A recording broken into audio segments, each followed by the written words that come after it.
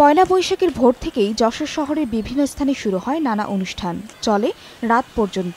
এদিন শহরে লাখো মানুষের ঢল নামে। তবে বর্ষবরণকে বরাবরই বর্ণিল করে মঙ্গল শোভাযাত্রা ও দিনভর অনুষ্ঠিত নানা আয়োজনের সাংস্কৃতিক অনুষ্ঠান। আর সে লক্ষ্যেই চলছে প্রস্তুতি। বিশেষ করে জেলা সাংস্কৃতিক সংগঠনগুলোতে দিনরাত চলছে নাটক, কবিতা, আবৃত্তি, নৃত্য, সঙ্গীত ও যাত্রার মহড়া।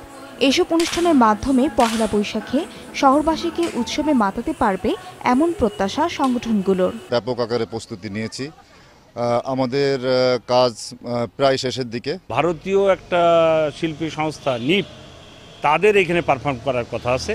তবে নববর্ষের অনুষ্ঠান সন্ধ্যার আগেই শেষ করার তাগিদ থাকায় অসন্তোষ প্রকাশ করেছেন সাংস্কৃতিক কর্মীরা। অবিলম্বে এই কালো আইন প্রত্যাহার করে সাংস্কৃতিক কর্মীদের কাছে নববর্ষ উৎসবের যে আমেজ, যে সাবলীলতা, সেটিকে ছেড়ে দিয়ে সরকারের দায়িত্ব, নিরাপত্তা দিয়ে তাদের সেই দায়িত্ব পালন করার জন্য আমরা আহ্বান জানাচ্ছি। এদিকে বর্ষবরণের সমগ্র আয়োজনে নিরাপত্তা দিতে প্রস্তুত বলে জানালেন পুলিশের এই কর্মকর্তা।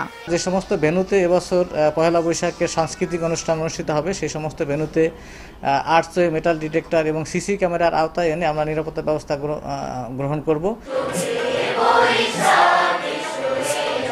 যশোরের 23টি সাংস্কৃতিক সংগঠন চৌঠা বৈশাখ পর্যন্ত পৃথকভাবে পহেলা বৈশাখ উদযাপন করবে। সময় সংবাদ, যশোর।